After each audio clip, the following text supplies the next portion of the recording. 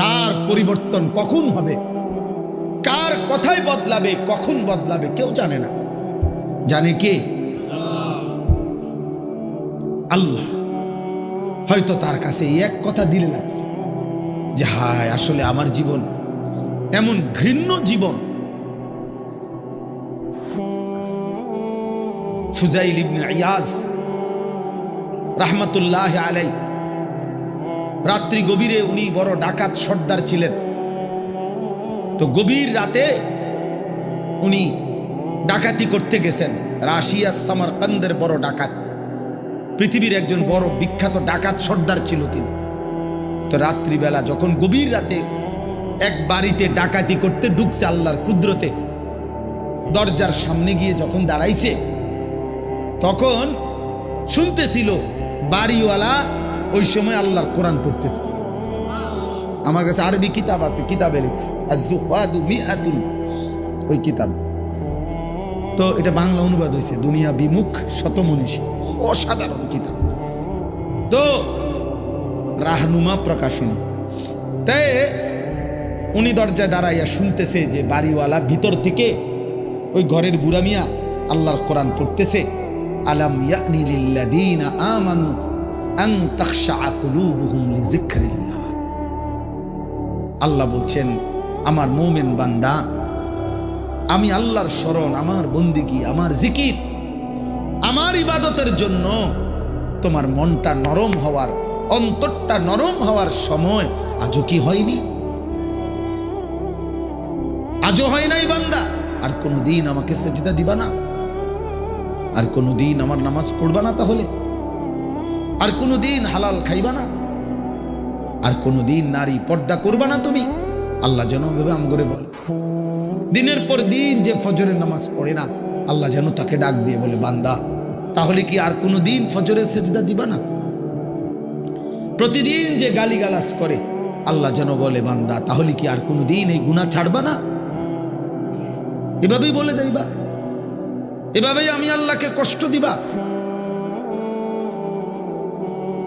তো এই ডাকাত সর্দার ফুজাইল, উনি তখন এই আয়াত হঠাৎ করে গভীর রাতে ওনার এই কথাইটা উনি তো বুঝছে অর্থ, ওনার কলিজার মধ্যে গভীর রাতের নিস্তব্ধ, চারিদিকে তো ঠান্ডা নীরব, এই এক আয়াত ওনার কলিজা ছিদ্র করে ফেলছে, দিলে লাগছে। উনি পিছন দিকে ফিরে এসে চলে আসছে, বালা ইয়া রব্বি কদ আনা, আর চিৎকার করে দুই হাত তুলে বলছে, আয় রব, আয় মাওলা, সময় হলো, হয়েছে সময়, আমি আর এই নাফরমানির জিন্দেগি করব না, দিলাম ছাইড়া। এরপরে আমি যেটা বুঝাইছি আরেকটু রয়েছে কথা।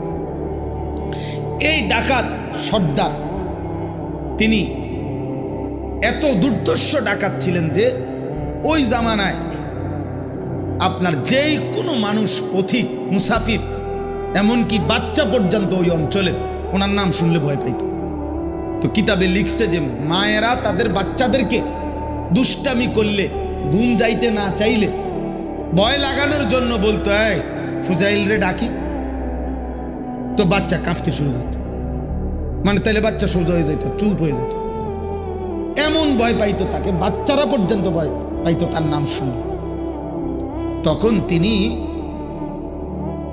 চিন্তা করছে, ওই ঠিক ওই সময় রাত্রে উনি পিছনের দিকে আইসা কোথায় যাবে এই মুহূর্তে, তো আল্লাহর কাছে এক ফোঁটা চোখের পানি ফেলতে ওনার মন চাইছে, তওবা করবে, মাফ চাইবে, আজকেই গুনাহ ছেড়ে দিবে। ছেড়ে তো দিলই, ডাকাতি করে না। তো লিখছে যে পার্শ্ববর্তী একটা খালি ঘর একটু দূরে, এমনি সারা বাড়ি আর কি, এটার মধ্যে মানুষ থাকার কথা না, এইখানে উনি একাকী মনে করে নিয়ত করছে যে এখানে ঢুকে আমি একটু নীরবে চোখের পানি ফেলে আল্লাহর কাছে এই রাতেই তওবা করব। তো উনি ঢুকছে ওই ঘরে, ঢুইকা দেখে ওইখানে কিছু লোক, যারা তৎকালীন জামানায় মানুষ এক জায়গার থেকে আরেক জায়গায় সফর করার সময় রাত হয়ে যাওয়ার কারণে এইখানে আশ্রয় নিছে কিছু লোক আর কি, ওরা ওইখানে শুয়ে রয়েছে, মুসাফির, পথিক মুসাফির।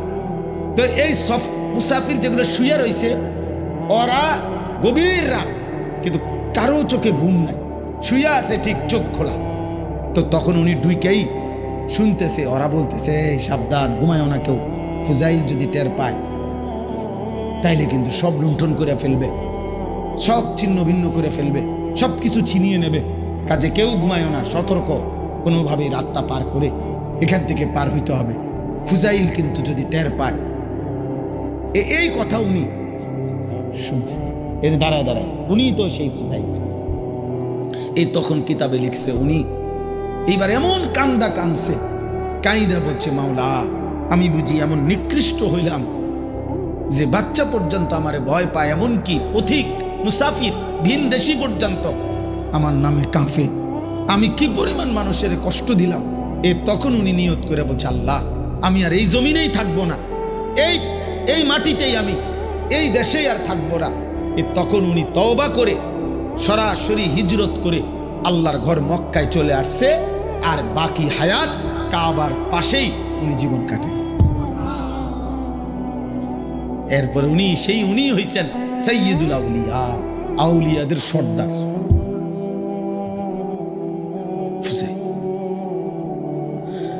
তাইলে বললাম আর কি, যে কোনো কথা, কোনো এক আচরণ, কোনো এক শব্দ অনেক সময় চেঞ্জ করে ফেলে, জীবন তোলপাড় করে ফেলে, জীবন পরিবর্তন করে ফেলে। আল্লাহ তোমাদেরকেও বদলে দিক।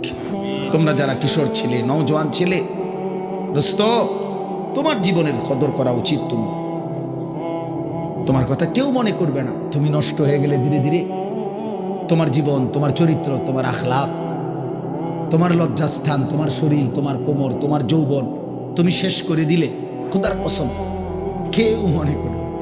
এই যে মেয়েরা ঘুরছে তোমার সামনে সামনে, যে নর্তকীরা তোমারে দেখাইছে শরীর, যে অসভ্য মোবাইলের বেহায়া নারী তোমারে শরীর দেখাইছে, তোমার জীবন শেষ করে দিছে, ওই হাইওয়ান নারী জীবনেও কোনোদিন তোমার খবর নেই। আল্লাহ তাআলা বলতেছেন যে আমি তোমরা যাদেরকে অর্থবিত্ত, সহায় সম্পদ, টাকা পয়সা, ধন দৌলত দুনিয়াতে দিয়ে যাচ্ছি, তোমরা এটা ভেবো না। আল্লাহ বলে নাফরমান মনে মনে ভাবতেছে আল্লাহ তাও আমার উপরে রাজি, নইলে আমার এটি দেখা, আমার এদিকে কি সুন্দর ভাত তরকারি খাওয়া, এত চুরি করি, আমার দিকে কোনো অসুবিধা হয় না, বুঝেন না কথা? আমি এত সিটারি করি, আমার দিকে কোনো অসুবিধা, কত সর্দিও হয় না, কত ভালো মানুষ দিয়ে দেখি আজ 10 বছর বিস্তার করে রয়েছে, লড়তেও পারে না, আমরা কি কারবারটা কি? আবু লাহাব মক্কার কাফের, নাম শুনছেন না আপনার? নবীজি সাল্লাল্লাহু আলাইহি সাল্লামের বিরোধিতাকারীদের মধ্যে সবচেয়ে বেশি বিরোধিতাকারী যে কয়েকজন, এর মধ্যে একজন আবু লাহাব। সাহাবীরা ওরে বলতো, নবীর সাহাবীরা, এই আবু লাহাব। আবু লাহাবের একটা বদঅভ্যাস ছিল, নবীজি যেখানে কাউকে কালেমার দাওয়াত দিতেন, মানে কাউরে ইসলাম বুঝাইতেছে মনে করেন, হে পিছন থেকে একটু দূরের থেকে ওর দিকে তাকাইয়া কইতো সাবধান, ধরা খাইও না, একেবারে মারা রইবা, আর বিড়ি খেতে পারত না, এখানে সিটারি যে করতে এত সুন্দর, ইডিহার করতে পারত না, রেডি সাউন্ড, নাটক সাউন্ড, সিনেমা সাউন্ড, এটি সব ছেড়ে দিতে হইব এই মৌলবীর কথা শুনলে। হ্যাঁ, মানে বলতো না না। এরপরে নবীজি সাল্লাল্লাহু আলাইহি সাল্লাম সরে গেলেই এই বেঈমান ওই লোকের কাছে গিয়ে বলতো, কি কইছে, এই কইছে তোরে না, সাবধান, এডি কইয়া হে বিরাট বড় জাদুকর, নাউজুবিল্লাহ, অনেক বড় গণক, একটা ফেরেশতা গায়ে দিছে সমাজটার মধ্যে, কয় যে আমাদের পুরাটা এলাকা নষ্ট করে লাইছে, মায়ের লগে এখন আর ফুতের মিল নাই, ফুতের লগে মার মিল নাই, স্বামীর লগে স্ত্রীর মিল নাই, বাপের লগে ফুতের মিল নাই, একটা বেড়াছাড়া লাগাই দিছে, নাউজুবিল্লাহ। এইভাবে সে বলতো। তো তাফসীরের মধ্যে আছে নবীজির বিভিন্ন সাহাবীরা ওরে বলতো, আবু লাহাব তুমি যেই বাড়াবাড়ি করতেছো আতলারও, তোমার তো আল্লাহ তাআলা এই হাত অচল করে দিতে পারে, আল্লাহ তো তোমারে ধ্বংস করে দিবে, হাত তো অচল করে দিবে, তুমি নবীর এভাবে বিরোধিতা করতেছো, সারাক্ষণ লাগে থাকো তুমি পিছে পিছে। এই তখন তাফসীরের মধ্যে আছে প্রত্যেক দিন সকালবেলা আইসা ওই লোক পরিচিত, এরা সমবয়সী না, যারা ইমানদার হয়েছে সাহাবী, ওরাও তো অনেকেই কুরাইশ বংশীয়, তো সমবয়সী, এক লগে চলুন না মানুষ, তো আইয়েই কইতো, কিরে এই যে হাত কিচ্ছু হয়েছে না, এই যে কি সুন্দর কত কইলা তো এরুম হইব এরুম হইব, কিচ্ছু তো হয়েছে না। এই এত বড় হারামি আছে, হারামি দ্য গ্রেট, হারামির এক শেষ, ওই অহংকার করতে। তো আল্লাহ তাআলা বলেন আয়াহসাবুনা আন্নামা নুমিদ্দুহুম বিহি মিন মালিন ওয়া বানিন নুসারিউ লাহুম ফিল খায়রাত। আল্লাহ বলে যাদেরকে আমি দুনিয়ায় কিছু সম্পদ এবং কিছু সন্তানাদি জিফুত নায়নাত করে দিছি, তারা ভাবতেছে আমি আল্লাহ তাআলা তাদেরকে ভালোর উপরেই রাখছি, কল্যাণের উপরেই রাখছি, খুশি আমি তাদের উপরে। তারা মনে মনে ভাবতেছে না, বাল্লা ইয়াশউরুন, আসলে তারা বুঝতেছে না যে শুধু সম্পদ, শুধু সন্তান, শুধু অর্থ, শুধু ক্ষমতা, শুধু সুস্থতা, দুনিয়াবি কোনো চাওয়া পাওয়া পূর্ণ হওয়া, এটা কোনোভাবেই আল্লাহর সন্তুষ্টির কোনো পরিচয় নয়। আল্লাহর সন্তুষ্টির পরিচয় নয়। বাঘের, সিংহের, গরুর, ছাগলের কোনোদিন সর্দিও হয় না, কাশিও হয় না, ব্যায়ামও হয় না, ফেড়ে ব্যথাও হয় না, ডায়াবেটিসও নাই, গ্যাস্ট্রিকও নাই, কিচ্ছু নাই। তাহলে তো আল্লাহ তাআলা সবচেয়ে বেশি সন্তুষ্ট জানোয়ারের উপর, নাকি? কথা বলে না কেন? তাহলে এইটা নেই, পেটে অসুখ, মাথা ব্যথা নাই, ভাত খাইতে আসি, ঘুম যাইতে আসি, এটাই যদি প্রমাণ করে আল্লাহ সন্তুষ্টি, তাহলে তো জন্তু জানোয়ারের এগুলো আরো বেশি পূরণ হচ্ছে। হ্যাঁ, কোনো হাসপাতাল নাই, চিকিৎসা এত বেশি কিছু নাই। অতএব এটা না, আল্লাহ বলছে বল্লা ইয়াশউরুন, না না, নাফরমান বান্দা বুঝতেছে না, ও বুঝতেছে না।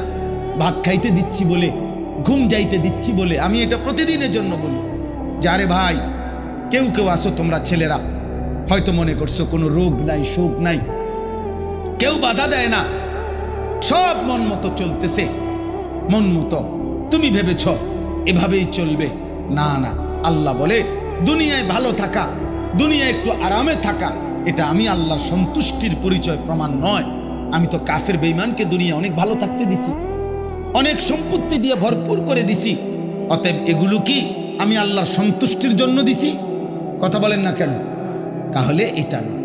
দাওয়াত গত বছর দিনাজপুরে হোসেন ভাই খুলনাতেও, হ্যাঁ, দাওয়াত দিয়ে সারছি, শুনছে 20 মিনিট কথা বলার পরে ওরা 3 ছেলে আমার বলতে, হুজুর আমরা তো হিন্দু, কিন্তু আমার কথা পুরো শুনছে, হ্যাঁ, মনোযোগ দিয়ে শুনছে। আমি বলছি ঠিক আছে ভাই, কোনো অসুবিধা নাই, মালিকের কথাই বলছি, তোমার সৃষ্টিকর্তার কথাই তোমারে শুনাইছি। সেই দিন এক মাওলানা সাহেব রংপুর থেকে খবর পাঠাইছেন যে একটা মাহফিলের ডেট দিতাম কেন এত দরকার হইল, উনি বলছেন যে এক ওই বাজারের হিন্দু ছেলে, ওর কথা হইল হুজুর, এই হুজুর রে দাওয়াত দেন। আলহামদুলিল্লাহ। তো বললাম আর কি, যে এটা যে তুমি তো ভাই মুসলমান, আমরা মুসলমান, আপনারা আমরা মুসলমান, আমাদের মায়েরা, আমাদের বোনেরা, আমাদের বিবিরা, আমাদের ঘরে যারা যেই সমস্ত মহিলাগুলো আছে ওরা মুসলমান না? কথা বলেন না? তো ওরা নামাজ পড়বে না কেন? ওরা পর্দা করবে না কেন? আমরা মুসলমান যদি হালাল না খাই তো কে খাবে হালাল? আমরা যদি হারাম না ছাড়ি তো ছাড়বেটাকে? সুদ যদি হারাম আমরা মনে না করি তো কার জন্য সুদ হারাম করছে? হিন্দুর জন্য, ইহুদির লেগা, কার জন্য? তো তাইলে আমরা মানবো না তো কে মানবে? ফেরাউন বাদশা থাকা অবস্থায় তো কি নমরুদ ক্ষমতা থাকা অবস্থায় মারা গেছে কিনা? কারুন সম্পদ থাকা অবস্থায় ধ্বংস হয়েছে কিনা? তো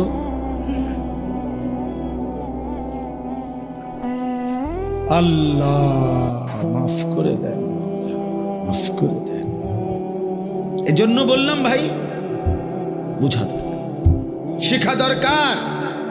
ছেলেরা বুঝতে শিখেন, বাবারা বুঝতে শিখেন, পর্দার আড়ালের মা বোন বুঝতে শিখেন। করছেন কি করছেন? আল্লাহ বলছে বান্দা করছোটা কি? এই দেখেন, এবার আমি যে আয়াত পড়ছি এই আয়াতের তর্জমা। এখানে আমি কোরআনুল কারীমের 18 নম্বর পারা, কোরআনুল কারীমের 23 নম্বর সূরা, সূরাটার নাম সূরায়ে মুমিনুন।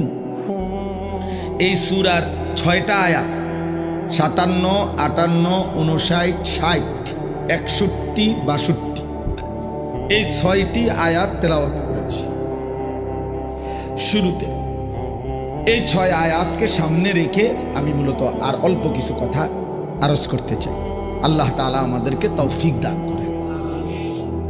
এখানেই বাকায়দা ইনশাআল্লাহ সুন্দরভাবে সময় দিয়েই নামাজ হবে, এজন্য হুড়াহুড়ি করার উঠাউঠি করার কোনো দরকার নেই। এখানে পিছনের 2টা আয়াতের একটু তর্জমা বুঝার জন্য আর কি পিছনের 2টা আয়াতের অর্থ বলতে হবে। এর আগের 2 আয়াত, এই আগের 2 আয়াত হলো 55, 56। আয়াহসাবুনা আন্নামা নুমিদ্দুহুম বিহি মিন মালিন ওয়া বানিন নুসারিউ লাহুম ফিল খায়রাত বাল লা ইয়াশউরুন। এই লোক এই পৃথিবীতে যাকে আল্লাহ তাআলা নিয়ম মাফিক খাদ্য খাবার, অর্থ সম্পদ, স্ত্রী সন্তান, দুনিয়াবি পদ পদবি মনে করে সব কিছু নিয়ম মাফিক সুন্দর মতো দিতে আছে, খাইতেছে আরামসে, ঘুমো যাই। ওই ভাই, এই টুপিওয়ালা ভাই, আপনি মোবাইলটা নামান। নিজের জন্য শুনলে ভালো ছেলেরা বাবা, তাইলে তুমি আমি এই যে আমরা এখন বলছি এর মানে কি, তুমি আজকে 1 ঘন্টার ভিতরে আব্দুল কাদের জিলানী হয়ে যাবা, কিন্তু বিবেক জাগে কিছুটা হইল কলিজার মধ্যে একটা কি তৈরি হয়, দম অনুভূতি তৈরি। আহারে যে ঠিকই তো কইল হুজুরে, আমরা কি করছি। এতে করে আল্লাহ যদি পছন্দ হয়, আল্লাহ বলবে যা বান্দা, আফসুস যেহেতু করলি আমি তোরে আমলের তৌফিক দিয়ে দেবো, যা। তো এটা ভালো না? হযরত উমর রাদিয়াল্লাহু তাআলা আনহু যখন নবীজি সাল্লাল্লাহু আলাইহি সাল্লামকে হত্যা করতে রওনা দিছে, তো পথিমধ্যে ওনার বোন আর বোন জামাই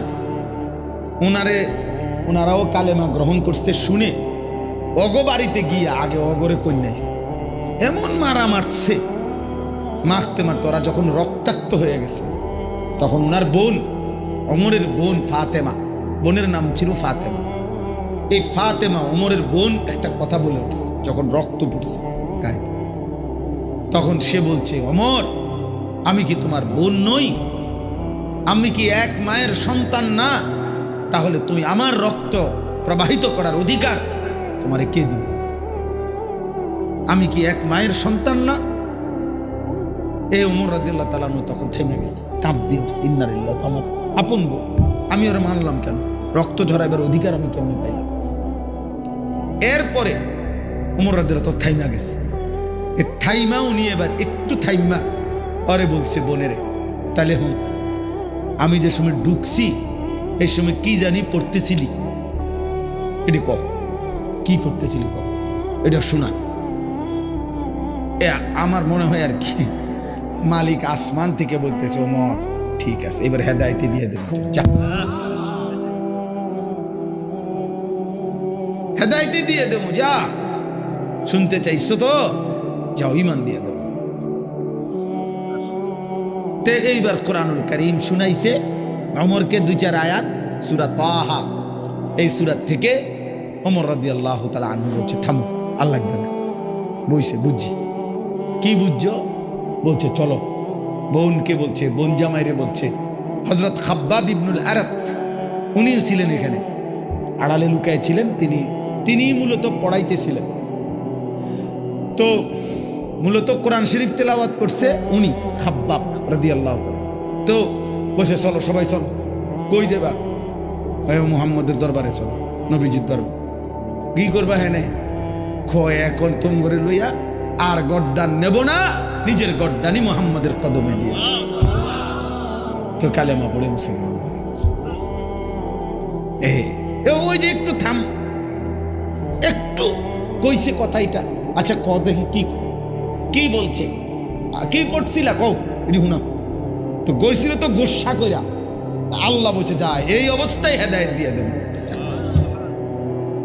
এরকম অসংখ্য ব্যক্তি ইসলামের ইতিহাসে ঘটনা আছে, যারা অবচেতন মনে হয়তো খামখেয়ালি করে, অবহেলা করে অথবা অবজ্ঞা করেও তুচ্ছতাচ্ছিল্য করেও আল্লাহর কোরআন অথবা রাসূলের হাদিস শুনছে বা শুনতে চাইছে, কিন্তু মালিক ইচ্ছা করে বলছে যা এই অবস্থাতে হেদায়েত দিয়ে দিল। কে কখন বদলাবে, কে কখন পরিবর্তন হবে, এটা কেউ বুঝে না। সেদিন আমি এক জায়গায় মাহফিলের পরে 2 দিন পরে ওইখানকার এক মাওলানা সাহেব আমারে বলল, কয় হুজুর আপনি গতকাল আমাদের মাহফিলে রাত্রে বলছিলেন যে কিতাবের মধ্যে আছে ফজরের নামাজ, আমি বলছিলাম আর কি যে ফজরের নামাজ যে পড়ে না, এই ফজরের নামাজ যে পড়ে না তারে সকালবেলার যেই কুত্তা চোখ মেলে, এই কুত্তা আল্লাহর কাছে বলে আল্লাহ আমি চোখ মেলতেছি তোমার দুনিয়া দেখব, তবে মাওলা তোমার কাছে ফরিয়াদ আমি যেন কোনো বেনামাজি ফজরের নামাজ পড়ে নাই তোমার এমন কোনো নাফরমান বান্দারে যেন না দেখি। এজন্য ফজরের নামাজ যে পড়ে না তারে সকালবেলা তারে কুত্তা পর্যন্ত দেখতে চায় না, তারে কুত্তাই ঘৃণা করে, কুত্তাই ঘৃণা করে, কুত্তা কুত্তা তারে দেখতে চায় না। তো আমি এই কথাইটা এমনি কইলাম, এমনি কইছি, আমি আমার ওয়াজ শেষ করে চলে আসছি। তো এইখানে এক শ্রোতা ছেলে ছিল, ছেলে বা একটু মাঝ বয়সী 30-40 বছর হবে। ওই মাওলানা বললেন, পরের দিন দুপুরবেলা ওই লোক আইসা ওনার কাছে বলছে হুজুর আমি তো ওয়াজের পরে আর সারাটা রাত ঘুমাইতে পারছি না। ও হুজুর এটা কি কইলো, আমার কুত্তাও দেখতে পারে না, যা নিয়ত করছি হুজুর আর ঘুমাইতাম না আজকের রাত, ফজরের নামাজ পড়েই ঘুমাচ্ছে। কায়ের পরে ফজর পড়েই ঘুমাইছে। তো মালিকের ইচ্ছা, অত সেই কথা তো কতবারই বলছি। তো কার পরিবর্তন কখন হবে, কার কথাই বদলাবে, কখন বদলাবে কেউ জানে না, জানে কে? আল্লাহ। হয়তো তার কাছে এক কথা দিলে লাগছে যে হায় আসলে আমার জীবন এমন ঘৃণ্য জীবন। ফুজাইল ইবনে ইয়াজ রাহমাতুল্লাহ আলাই, রাত্রি গভীরে উনি বড় ডাকাত সর্দার ছিলেন। তো গভীর রাতে উনি ডাকাতি করতে গেছেন। রাশিয়া সামারকান্দের বড় ডাকাত, পৃথিবীর একজন বড় বিখ্যাত ডাকাত সর্দার ছিল তিনি। তো রাত্রিবেলা যখন গভীর রাতে এক বাড়িতে ডাকাতি করতে ঢুকছে আল্লাহর কুদরতে, দরজার সামনে গিয়ে যখন দাঁড়াইছে তখন শুনতেছিল বাড়িওয়ালা ওই সময় আল্লাহর কোরআন পড়তেছে। আমার কাছে আরবি কিতাব আছে, কিতাবে লিখছে আজ-জুহাদু মিআতুন, ওই কিতাব। তো এটা বাংলা অনুবাদ হয়েছে দুনিয়া বিমুখ শতমনীষী, অসাধারণ কিতাব। তো রাহনুমা প্রকাশনী।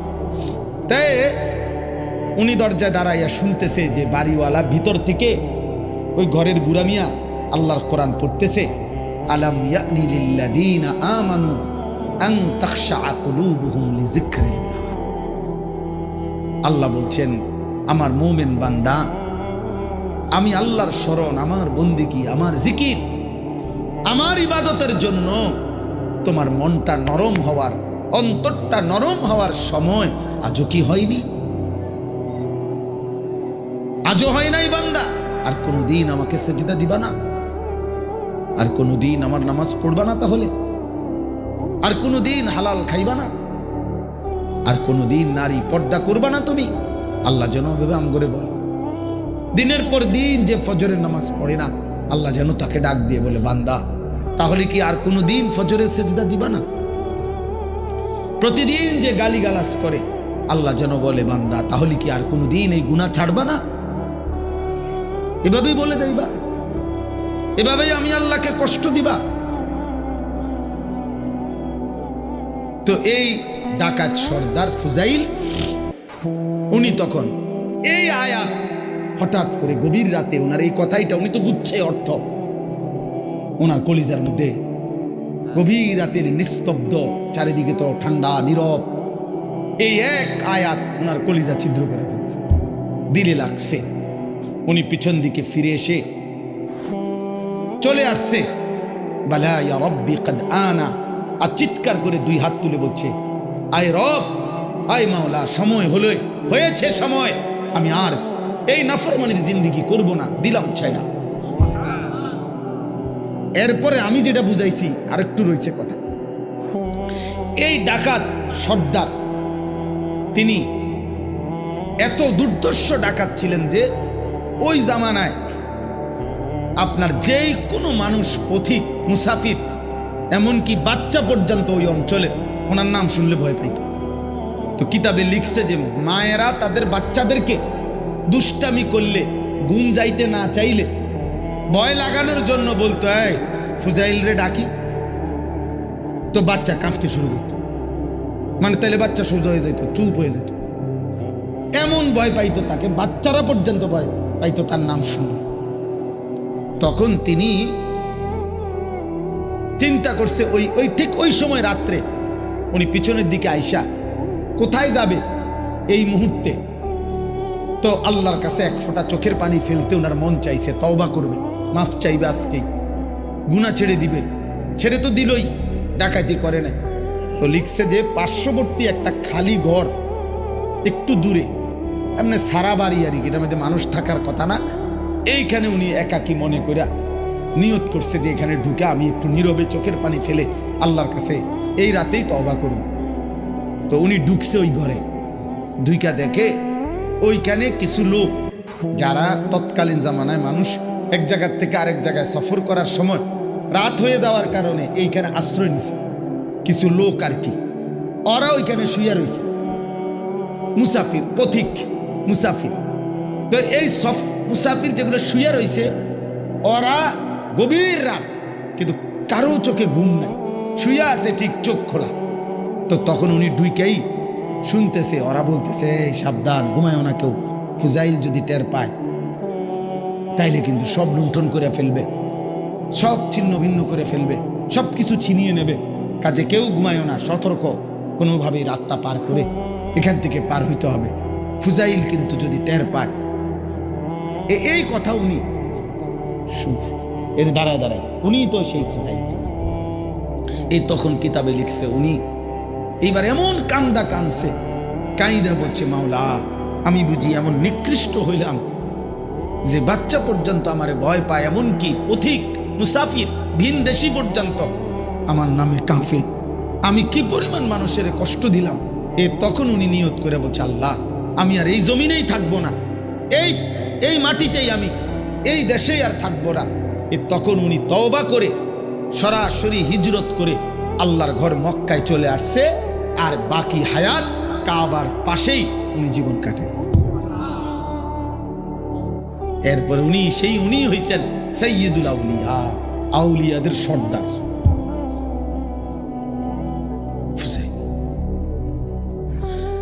তাইলে বললাম আর কি, যে কোনো কথা, কোনো এক আচরণ, কোনো এক শব্দ অনেক সময় চেঞ্জ করে ফেলে, জীবন তোলপাড় করে ফেলে, জীবন পরিবর্তন করে ফেলে। আল্লাহ তোমাদেরকেও বদলে দিক। তোমরা যারা কিশোর ছেলে, নওজোয়ান ছেলে, দোস্ত, তোমার জীবনের কদর করা উচিত। তোমার কথা কেউ মনে করবে না, তুমি নষ্ট হয়ে গেলে ধীরে ধীরে তোমার জীবন, তোমার চরিত্র, তোমার আখলাক, তোমার লজ্জাস্থান, তোমার শরীর, তোমার কোমর, তোমার যৌবন তুমি শেষ করে দিলে, খোদার কসম কেউ মনে করবে। এই যে মেয়েরা ঘুরছে তোমার সামনে সামনে, যে নর্তকীরা তোমারে দেখাইছে শরীর, যে অসভ্য মোবাইলের বেহায়া নারী তোমারে শরীর দেখাইছে, তোমার জীবন শেষ করে দিছে, ওই হাইওয়ান নারী জীবনেও কোনোদিন তোমার খবর নেবে,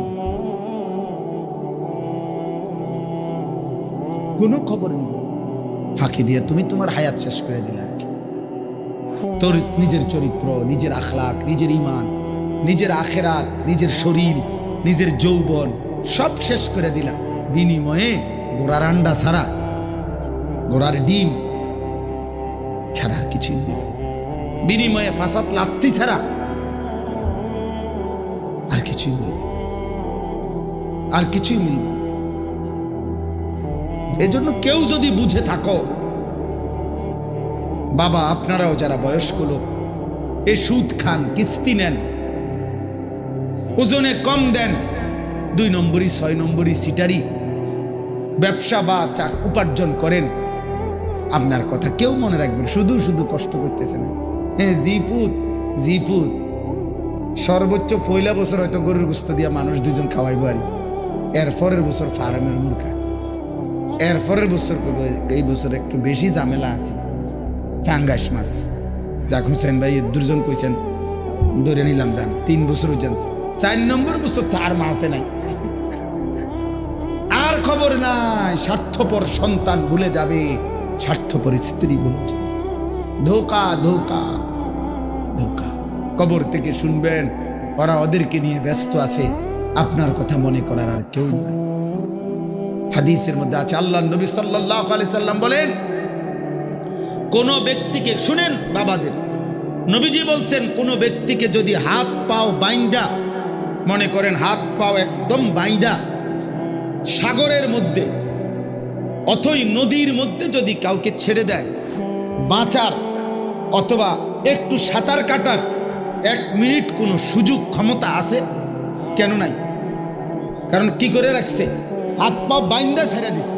তাহলে ওই লোকটা সাগরের তলদেশে, নদীর তলদেশে পৌঁছতে কয় ঘন্টা লাগবে? অল্প সময়, অল্প সময়, 1 মিনিট নয়তো 30 সেকেন্ড নয়তো 2 মিনিট ধরে নিলাম। আল্লাহর নবী সাল্লাল্লাহু আলাইহি সাল্লাম বলেন, একজন মুমূর্ষ, আরে মৃত্যু যার হয়ে যায়, মাইয়িত, এই মাইয়িত ওই রকম যে ব্যক্তিকে বেঁধে হাত পাও সাগরের নিচে ছেড়ে দিছে, সে যেন নিচ গভীরে পৌঁছে গেছে।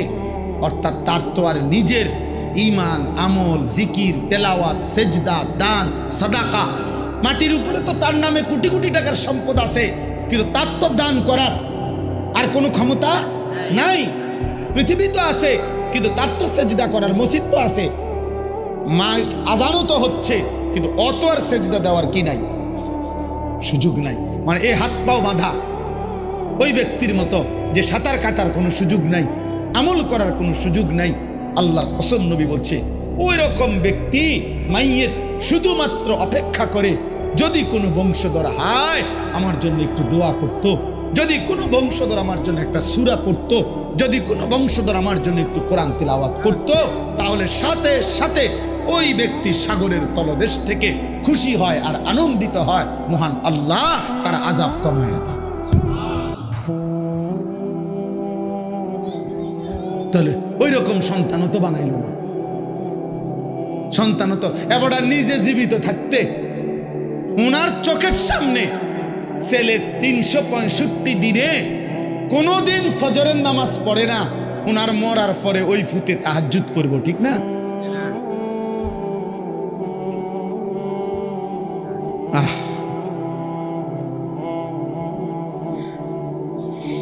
ওনার জীবিত থাকতে ওনার ছেলের চুল, চেহারা, লেবাস, পোশাক দেখলে বোঝা যায় বেঈমানের, মুশরিকের অনুসরণ।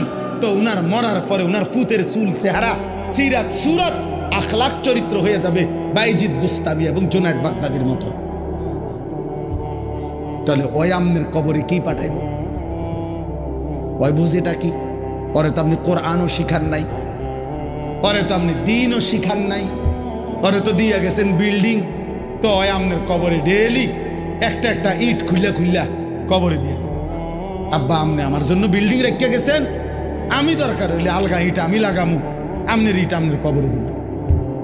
আমনের সিমেন্ট ডেইলি 1 কেজি সিমেন্ট আমনের কবরে দিলাম। ধরেন না, আমনেরই দেখছি আব্বা মৃত্যু পর্যন্ত আমনে সাদওয়ানে বইয়া বইয়া বন খাইতেন আর বিড়ি খাইতেন। আমি আব্বা সন্তান হিসাবে, সুসন্তান হিসাবে প্রত্যেক দিন আমনের কবরে একটা বিড়ি, এক কান আর বন আমি নিজে পৌঁছাই দিব। আর নয় তো কি দিবে ও দিবে কি? আপনি তারে দিয়ে গেছেন কি? আপনি তো তাকে আল্লাহ চিনান নাই, আপনি তো তাকে আখিরাত চিনান নাই, আপনি তো তাকে কবর শিখান নাই, আপনি তো তাকে ওযু, নামাজ, ঈমান, আমলের উপরে রাখেন না। তার থেকে আপনি কি পাবেন? এজন্য মাদ্রাসা কি করে? মাদ্রাসা দুনিয়ার প্রয়োজনও পূরণ করে, মাদ্রাসা আখিরাতের প্রয়োজনও পূরণ করে।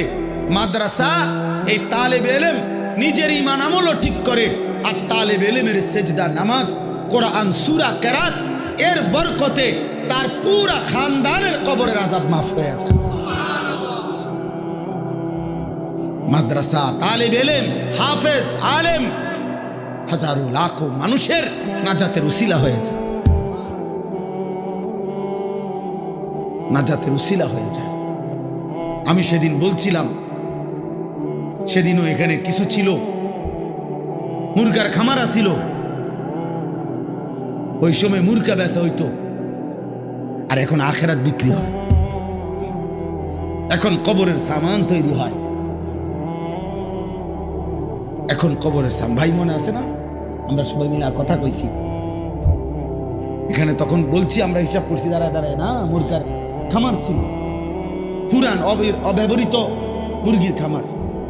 প্রবাসী ভাইয়ের নাম কি জানো? ভাইয়ের নাম যার জায়গা, ফরহাদ ভাই। হ্যাঁ, এই যে মনে রাখেন, যেইভাবে চুকছেন, যেতগুলো মাদ্রাসা, যেখানে আমার শায়েখ আল্লামা মুফতি মুশতাকুন নবী কাসেমি হুজুর বলে, যেখানেই ভালো কাজ দেখবেন ওইখানে কিছু না কিছু শরিক হয়ে যাবে। বেশি টাকা দিতে পারছেন না, শরম লাগছে, এত কম দিবে না, গোপনেই দিয়ে দেন, 100 টাকায় তুই রাখেন, এনে অসুবিধা কি? সোয়াব তো আর ইমাম সাহেব দিত না, সোয়াব দিবে কে? তো তিনি দেখছে না, কথা বলে না কেন? তিনি জানবে না? মানে আল্লাহ তাআলা 10 টাকার নেকি দেয় না, 1 টাকা দিলে নেকি দেয় না, তো অসুবিধা কি? আর নেকি আল্লাহ কেমনে দেয়? 2 ভাবে দেয়। আল্লাহ বলছে, বান্দা তুমি এমনি হিসাবে যে দূর ফাইতা, এর দূর তো আমি দেমুই, আমার থেকে আরো অগণিত বাড়ায় দেব, আমার থেকে আরো দিমু, তো আমি আমার থেকে আরো নেকি দেব। ওয়াজিদাহুম মিন ফাদলি। এজন্য আমি বললাম, আমরা আলহামদুলিল্লাহ ফিকির করি, ফিকির করি সবাই মিলে। আমি মাদ্রাসায়, আমি আজকে আপনাদের কাছে একটা কাগজ দেব, আমার এই মাদ্রাসায় আপনারা শরীক হইবেন, এহেনও শরীক হইবেন। এই বড় আমি ইচ্ছা করে হুজুরের কাছে অনুমতি নিয়ে বলছি, শায়েখের কাছে, আমার মাদ্রাসার জন্য আমি বড় জায়গা কিনছি, আলহামদুলিল্লাহ প্রায় 118 শতক জায়গা, প্রায় 2,60 থেকে 70 লাখ টাকা জায়গার দাম, 2.5 কোটি টাকার উপরে। আলহামদুলিল্লাহ কিনছি, স্বপ্ন যে বাচ্চা ছেলেদের জন্য মাদ্রাসা হবে, চলতেছে, এখন প্রায় 500-র মতো ছাত্র আছে, আলহামদুলিল্লাহ। আরেকটা নতুন মাদ্রাসা ওইখানে আমি করতে চাচ্ছি, ছোট্ট করে চালু হয়েছে অল্প দূর, কিন্তু উদ্দেশ্য হলো যে কিশোর যুবক, স্কুল কলেজ ইউনিভার্সিটি পড়ুয়া, সাধারণ ছেলে, খেটে খাওয়া মানুষ, সর্বস্তরের মুসলমান যেন বছরের যেই কোনো সময়, যেই কোনো টাইম, যতক্ষণ সময় যার আছে অতটুকু সময় গেলে দিন শিখতে পারে। যে আসবে যখন, দিন শিখবে তখন, যার সময় যতক্ষণ, দিন শিখবে ততক্ষণ। এই স্লোগানে আমি একটা বড় প্রতিষ্ঠান করতে চাচ্ছি, এই আশা নিয়ে এই বড় জায়গা কিনছি।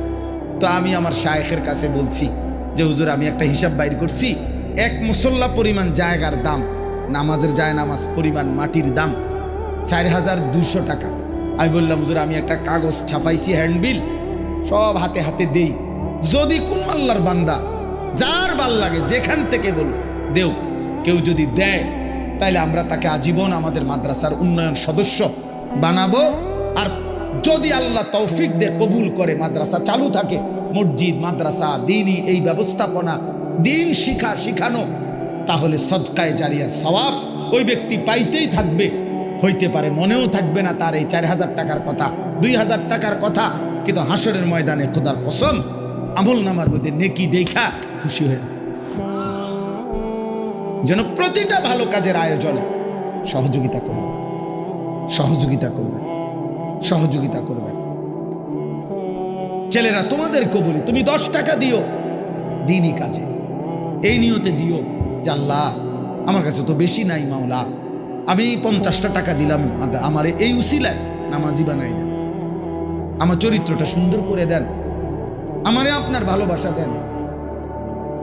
এতটুকু তো ভাবা উচিত তুমি ছেলে, যে আল্লাহ আমি কেমন বান্দা আপনার, আমার একটু নামাজ পড়তে মন চায় না, আমার অন্তরটার মধ্যে আপনার ভয় আসে না কেন, আমি কেন সেজদা দিতে চাই না, কিরে ভাই তোমার বাবা মুসলমান, তোমার মা মুসলমান, তোমার দাদা দাদি মুসলমান, তোমার সৃষ্টিকর্তা আল্লাহ, তোমার নবী মুহাম্মদুর রাসূলুল্লাহ সাল্লাল্লাহু আলাইহি ওয়াসাল্লাম, তোমার ধর্মের নাম ইসলাম, তোমার কিতাবের নাম কোরআন। তুমি জন্ম থেকে জানো তুমি মুসলমান। যেদিন থেকে তুমি বুঝ হইছে সেদিন থেকে কত লক্ষবার শুনছো তুমি মুসলমান। তোমার জিগাইলেও তো তুমি কও মুসলমান, তোমার পরিচয় লিখতে গেলেও তো তুমি ধর্মের পাশে লেখো তোমার ধর্ম ইসলাম।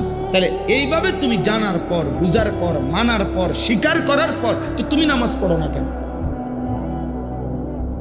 এটা কোন বিচারের কথা? আমার কথাটা বোঝেন নাই? ছেলেরা বলো ভাই, বুঝছো কিনা কথা? এটা একটা যুক্তি তো থাকতে হবে যে না হুজুর আমি তো মুসলমান না।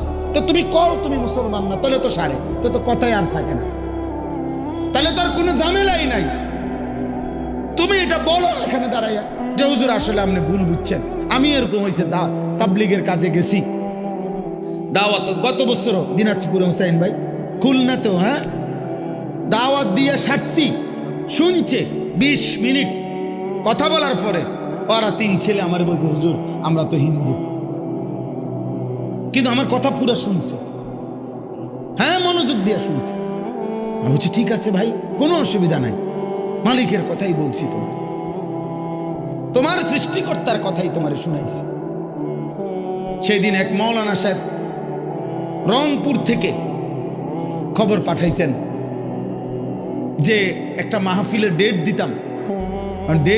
কেন এত দরকার হইল? উনি বলছেন যে এক ওই বাজারের হিন্দু ছেলে, ওর কথা হইল হুজুর, এই হুজুর রে দাওয়াত দেন। আলহামদুলিল্লাহ। তো বললাম আর কি, যে এটা যে তুমি তো ভাই মুসলমান, আমরা মুসলমান, আপনারা আমরা মুসলমান, আমাদের মায়েরা, আমাদের বোনেরা, আমাদের বিবিরা, আমাদের ঘরে যারা যেই সমস্ত মহিলাগুলো আছে ওরা মুসলমান না? কথা বলেন না তো? ওরা নামাজ পড়বে না কেন? ওরা পর্দা করবে না কেন? আমরা মুসলমান যদি হালাল না খাই তো কে খাবে হালাল? আমরা যদি হারাম না ছাড়ি তো ছাড়বেটা কে? সুদ যদি হারাম আমরা মনে না করি তো কার জন্য সুদ হারাম করছে? হিন্দুর জন্য, ইহুদির লেগা? কার জন্য? তো তাইলে আমরা মানবো না তো কে মানবে? এই আবার আসেন,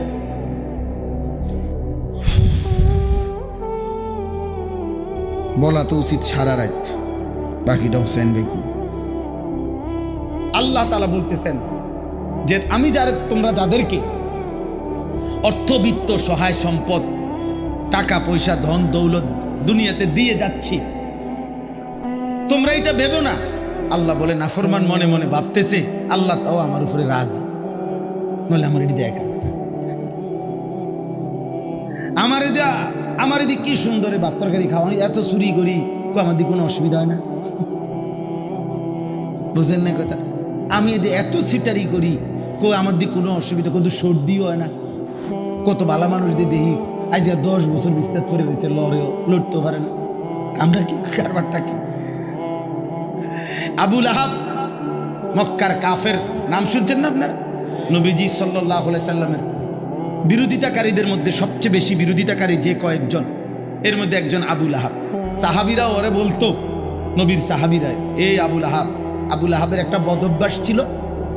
নবীজি যেখানেই কাউকে কালেমার দাওয়াত দিতেন, মানে কাউরে ইসলাম বুঝাইতেছে মনে করেন, হে পিছন থেকে একটু দূরের থেকে ওর দিকে তাকাইয়া কইতো, সাবধান, ধরা খাইও না, একেবারে মারারিবা, আর বিড়ি খেতে পারত না। ইতান হইলে সিটারি যে করতে এত সুন্দর, রিডিহার করতে পারত না। রেডি সাউন্ড, নাটক সাউন্ড, সিনেমা সাউন্ড, এটি সব ছেড়ে দিতে হইব এই মৌলবীর কথা শুনলে। হ্যাঁ, মানে বলতো না।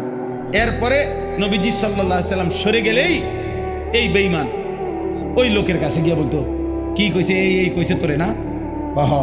সাবধান, এডি কইয়া হে বিরাট বড় জাদুকর, নাউজুবিল্লাহ, ও অনেক বড় গণক, ও একটা ফেস লাগাই দিছে সমাজটার মধ্যে। কয় যে আমাদের পুরাটা এলাকা নষ্ট করে লাইছে, মায়ের লগে এখন আর ফুতের মিল নাই, ফুতের লগে মার মিল নাই, স্বামীর লগে স্ত্রীর মিল নাই, বাপের লগে ফুতের মিল নাই, একটা বেড়াছাড়া লাগাই দিছে, নাউজুবিল্লাহ। এইভাবে সে বলতো। তো তাফসীরের মধ্যে আছে নবীজির বিভিন্ন সাহাবীরা ওরে বলতো, আবুল আহাব তুমি যেই বাড়াবাড়ি করতেছো আতলারও, তোমার তো আল্লাহ তাআলা এই হাত অচল করে দিতে পারে, আল্লাহ তো তোমারে ধ্বংস করে দিবে, হাত তো অচল করে দিবে, তুমি নবীর এভাবে বিরোধিতা করতেছো, সারাক্ষণ লাগে থাকো তুমি পিছে পিছে।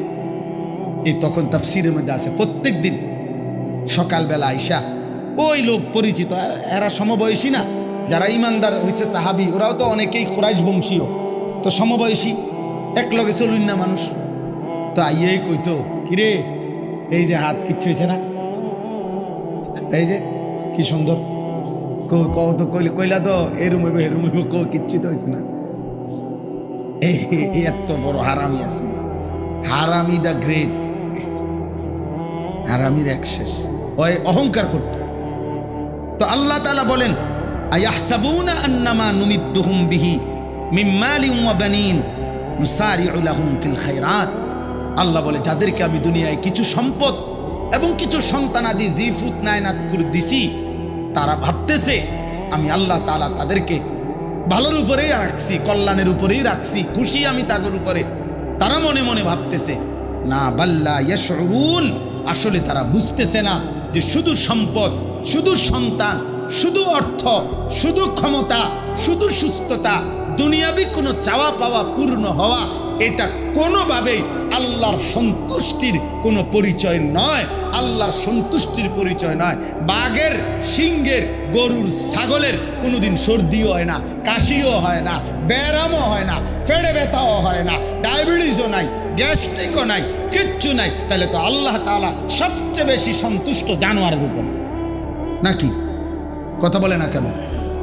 তাহলে এইটা নেই, পেটে অসুখ, মাথা ব্যথা নাই, ভাত খাইতে আসি, ঘুম যাইতে আসি, এটাই যদি প্রমাণ করে আল্লাহ সন্তুষ্টি, তাহলে তো জন্তু জানোয়ারের এগুলো আরো বেশি পূরণ হচ্ছে।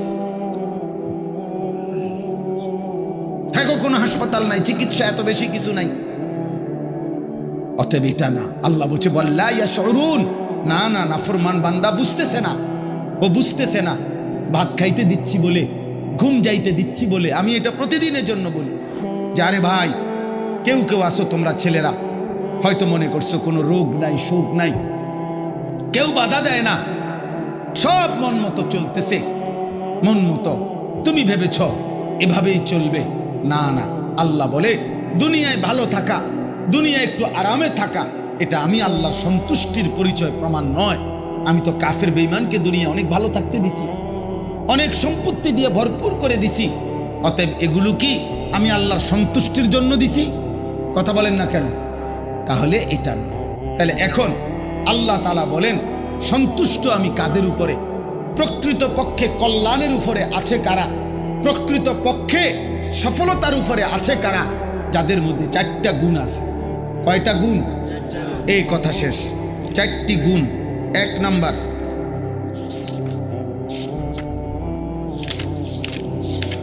আল্লাহ তাআলা বলেন, ইন্নাল্লাযীনা হুম মিন খাশিয়াতি রাব্বিহিম মুশফিকুন, যারা সদা সর্বদা আমি আল্লাহর ভয়ে কাঁপতে থাকে, যাদের অন্তর আল্লাহর ভয়ে প্রকম্পিত, যাদের অন্তর আল্লাহর ভয়ে কাঁপে, আল্লাহ বলেন তারাই মূলত কল্যাণের উপরে, তারাই মূলত খায়রের উপরে, তারাই মূলত সফলতার উপরে আছে।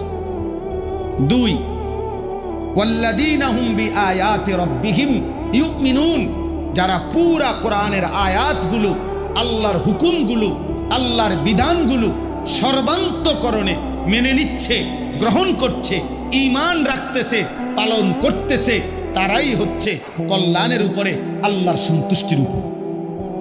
কয়টা হলো? 3, ওয়াল্লাযীনা হুম বিরাব্বিহিম লা ইউশরিকুন, যারা কোনোভাবেই কোনো প্রকারেই আল্লাহর সাথে শিরিক করছে না। কি করছে না? শিরিক করছে না, আল্লাহর সাথে সামান্যতম কাউকে মিলায় না, মিশায় না। আল্লাহ বলেন তারাই আল্লাহর সন্তুষ্টির উপরে আছে।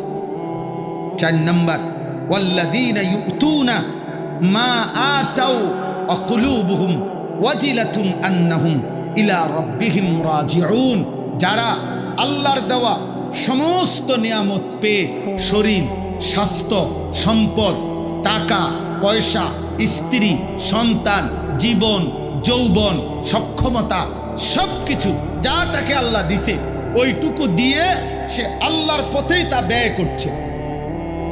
বুঝেন নাই? শরীরও আল্লাহর পথে, টাকাও কার পথে? আল্লাহর পথে। স্ত্রী সন্তানও চালাচ্ছে কিসের পথে? আল্লাহর পথে। এক কথায় যা তাকে মালিক দিচ্ছেন, তাফসীরে লিখছে হাক্কুল্লাহ এবং হাক্কুল ইবাদ, উভয়টাই যে কি করছে? পালন করছে, সে আদায় করছে। এই অবস্থায় পালন করে পুরা, আবার অন্তরে অন্তরে এই ভয় রাখতেছে আমাকে তো আল্লাহর কাছে যেতে হবে। আহা, আল্লাহ জানি কবুল করে কিনা, আল্লাহ জানি কবুল করে কিনা, আল্লাহ জানি গ্রহণ করে কিনা। এই ভয়ে ভয়ে, এই মহব্বতে মহব্বতে, এই আশায় আশায় যে ব্যক্তি আল্লাহর দেওয়া জীবনের সব কিছু আল্লাহর পথে খরচ করে, আল্লাহর হুকুমে ব্যয় করে, আল্লাহ বলেন উলাইকা ইউসারিউনা ফিল খায়রাত, এরাই মূলত কল্যাণের দিকে দ্রুত গতিতে এগিয়ে যাচ্ছে। অহুম লাহা সাবিকুন, আখিরাতে এরাই থাকবে জান্নাতের পথে অগ্রগামী। অতএব এই চার জিনিস খেয়াল করা আল্লাহ বুঝছেন। এক নাম্বার হচ্ছে যার অন্তর আল্লাহর ভয়ে ভীত।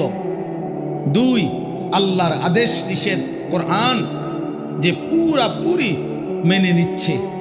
তিন, যে ব্যক্তি আল্লাহর সাথে কোনোভাবে কোনো কিছুকে শিরিক করছে না। চার, আল্লাহর দেওয়া যা কিছু তার কাছে, জীবন যৌবন, অর্থ সম্পদ, টাকা পয়সা, ঘর সংসার, স্ত্রী সন্তান, আয় উপার্জন, সুস্থতা, সব কিছু সে আল্লাহর হুকুম মতো, আল্লাহর পথে, আল্লাহর কথা মতে ব্যবহার করছে। তো এই আবার অন্তরে এই আশা, এই ভয় যে আমি তো আল্লাহর কাছে যেতে হবে, আল্লাহ যদি কবুল করে কিনা, এই ভয়ে ভয়ে আমল করতে থাকে।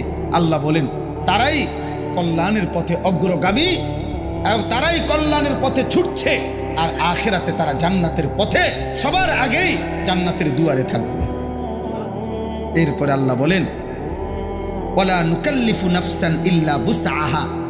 তো বান্দা, এবার যদি বান্দা বলে আমি পারবো কিনা, এমন পুরাটা সময় দিন রাত সব কিছু দিয়া আল্লাহরে মানতে পারমুনি, আমি দুর্বল মানুষ, হুজুর গ্রামের মানুষ, আমার শরীর স্বাস্থ্য কম, আমার অর্থ সম্পদ কম। আল্লাহ বলে না বান্দা, মনে রাখবা আমি কোনো বান্দার উপরে আমার বিধি বিধানের নামে তার সাধ্যের অতিরিক্ত কিছু আমি চাপাইয়া দেই না। আমি এমন জুলুম আমি মাওলা কমপক্ষে করি না। আমি রহমান, আমি রাহিম, আমি আরহামুর রাহিমিন। আমার বান্দার উপরে আমি জুলুম করব কেন? তাহলে ওযু, নামাজ, ঈমান, আমল, দান, সাদাকা, যাকাত, ফিতরা, সাদাকা, আল্লাহর পথে চলা, গুনাহ ছেড়ে দেওয়া, আল্লাহর হুকুম মানার সকল যোগ্যতা, যেটা যেদূর বলছি এদূর পালন করার যোগ্যতা তার মধ্যে আছে। এই যোগ্যতা দিয়েই আমি তাকে পাঠাইছি। অতিরিক্ত কোনো বোঝা, সাধ্যের অতিরিক্ত আমি চাপিয়ে দেই নাই। এরপরে সুবহানাল্লাহ, এরপরে যদি বান্দা বলে আচ্ছা ঠিক আছে মাওলা, আমি চেষ্টা করবো জান প্রাণ দিয়া, কিন্তু ঠিকমতো পরে আখিরাতে বিনিময় ফামুনি, পরে নিজাইয়া দেখি যে মা এটা উঠছে না, এনে কলম আসিল না, এই টাইমে কাগজ আসিল না, এই সময় ফেরেস্তা ঘুম গেছে, আবার নি সদর বদর কথা কয়, পরে নি পরিশ্রম করে নি ধরা খাই। সুবহানাল্লাহ। আল্লাহ বলেন, আল্লাহ তাআলা এরপরে বলে রাখছেন ওয়ালাদাইনা কিতাবুন ইয়ানতিকু বিল হক ওয়া হুম লা ইউজলামুন। আমি আল্লাহর কাছে, আমার ফেরেশতাদের কাছে আমি আল্লাহর পক্ষ থেকে 24 ঘন্টার আমলনামা রেডি করা আছে, যা তারা লিখছে, এবং সত্য সত্য কিয়ামতের দিন তোমার জীবনের প্রত্যেকটা কিছুই ওই ফেরেশতারা সশরীরে পড়ে পড়ে শোনাবে, পড়ে পড়ে শোনাবে। তোমার নামাজ এত, হালাল এত, হারাম এত, গুনাহ এত, হাসি এত, কান্না এত, নিঃশ্বাস এত, উঠা এত, বসা এত, নড়াচড়া এত। আল্লাহ বলেন একটা একটা করে ইয়ানতিকু, ফেরেশতারা বলবে, বিল হক, সত্য বলবে, ওয়াহুম লা ইউজলামুন। এক জাররা, এক বিন্দু, এক সুতা জুলুম হবে না, না কোনো গুনাহের শাস্তি বেশি লেখা হবে, না কোনো নেকি আমলের কম লেখা হবে। আল্লাহ বলছে কোন জুলুম হবে না বান্দা। এটা তো আমি আল্লাহ নিয়ন্ত্রিত, এটা দুনিয়ার কারোর কাছে তো দিছি না। বুঝেন নাই কথা? অতএব আর 1 মিনিট, আমার শেষ কথা এটাই। 1 নম্বর কথা হলো, প্রিয় ভাই নওজোয়ান, তোমরাও তোমাদের জীবনের উপরে দয়া করো। এমন সুন্দর হায়াত নষ্ট করে দিও না। দুনিয়া কতক্ষণ খাইতেছো, ঘুমাইতেছো, পেশাব পায়খানা করছো, আর মনের চাহিদা মতো ঘুরছো, এতটুকুরে সফলতা মনে করো না। ভেবো না যে এখানেই শেষ। না ভাইয়া, আমি হয়তো দেখবো না, আমারে হয়তো তুমি আড়াল করলা, মাকে, বাবাকে, এই দেশ, এই জাতিকে। মহান আল্লাহকে কেমনে আড়াল করো? আল্লাহকে ফাঁকি দেবা কেন? বয়স্ক বাবা, আপনাদেরকেও বলি, আপনারাও হারামের উপার্জন ছেড়ে দেন। স্ত্রী সন্তানের জীবনে আপনি অভিভাবক, ছেলের বাপ, মেয়ের বাপ, আপনি স্ত্রীর স্বামী।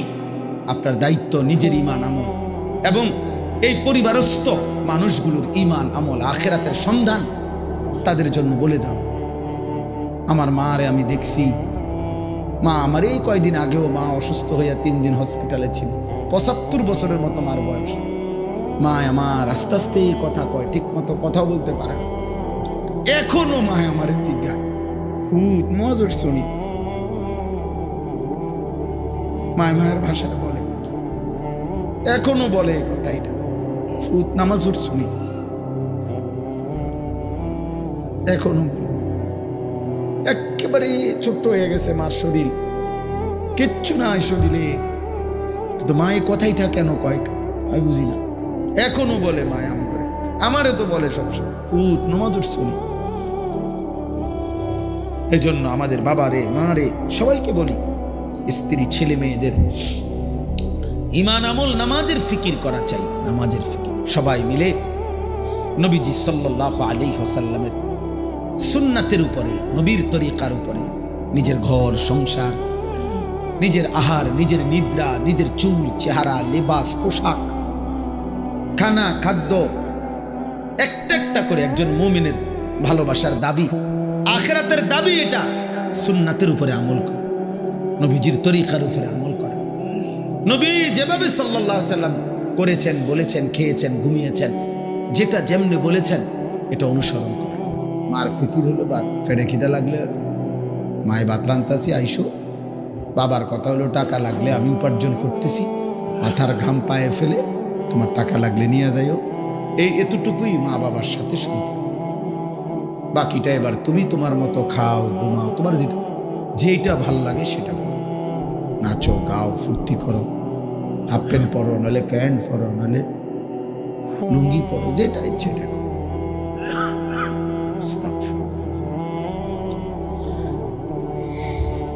এজন্য বললাম, হায়াত খুব দ্রুত চলে যাচ্ছে। তো আল্লাহ তাআলা প্রত্যেক মানুষকে,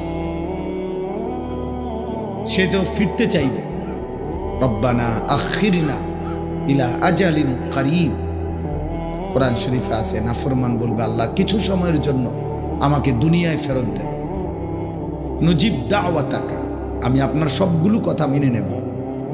ওয়া নাত্তাবিউর রুসুল, এবং রাসূলের যত বাণী তাও আমি এবার গেলে অনুসরণ করব। আল্লাহ বলবেন না, আর হবে না। কোরআন শরীফে আছে, মৃত্যুর সময়ও জাহান্নামী নাফরমান বলবে, আল্লাহ আমাকে আর কিছুদিন হায়াত দেন। ক্বালা রব্বিরজিউন, কেন? লাআল্লি আমালু সালিহান ফীমা তারাকতু, আমি যেই আমলগুলো ছেড়ে দিছি এবার করব। আল্লাহ বলবেন, কাল্লা, কখনোই না।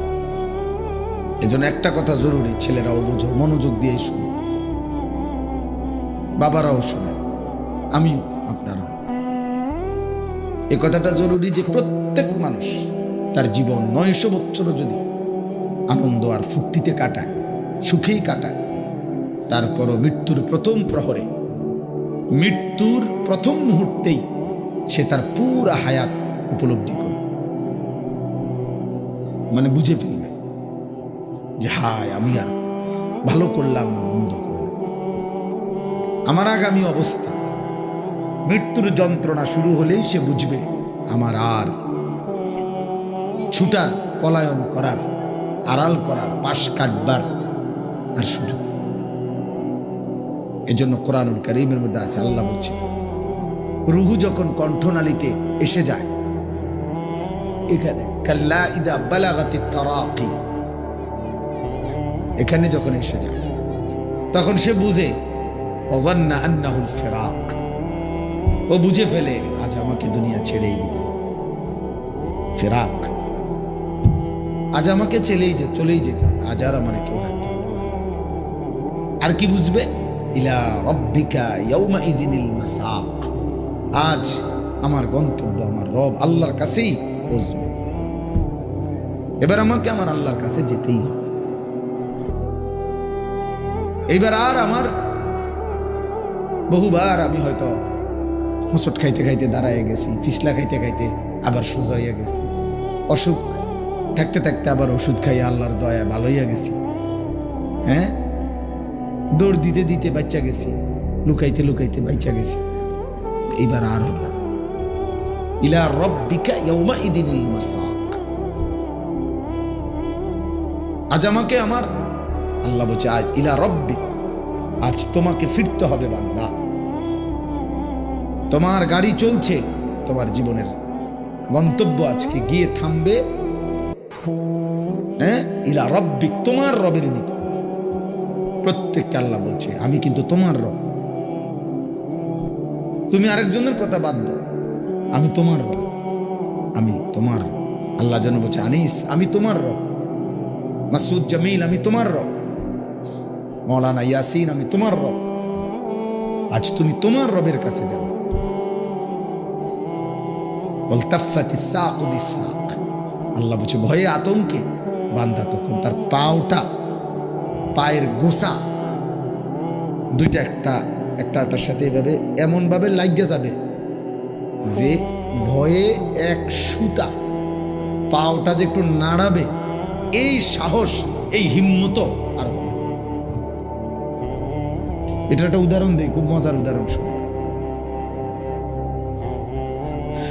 কিছুদিন আগে আমি এই অল্প কিছুদিন আগে গত মাসে খুব সম্ভব, হ্যাঁ গত মাসে লাস্টের দিকে পাবনা গেছিলাম, পাবনা। তো ওইখানে যাওয়ার সময় আমারে ওনারা মানিকগঞ্জ পাটুরিয়া ফেরিঘাট দিয়া ওইখান দিয়ে স্পিড বোট চলে, তারপরে ফেরি আছে, তো ফেরিতে দেরি হবে। আমি আরেক মাহফিল কইরা তারপরে আসছি ওইখানে রাত 9টায়, অন্ধকার, বিশাল নদী, এই নদী যমুনা নদীর এই বিশাল নদী। তো আমার জন্য স্পেশালি তারা একজন ডিবির গোয়েন্দা বিভাগের একজন বড় অফিসার, আমাদের ঘনিষ্ঠ, উনি ওনার বাড়ি ওইখানে, উনি আমার দাওয়াত দিয়ে নিছে, উনি ছিলেন। তো উনি যেহেতু ডিবির অফিসার হিসাবে সব তো হেনে মানে ওনার লাগে হুলস্থুল সব রেডি, সারে যেটা দিয়ে যায়। তারপরে আমি গেছি আমার জন্য রাত্রি স্পিড বোট ঠিক করে উনি সহ এই রাত 9টায় অন্ধকারে স্পিড বোট দিয়ে গেছি এই নদী। প্রায় 30-31 মিনিট সময় লাগছে পার হইতে, আধা ঘন্টা।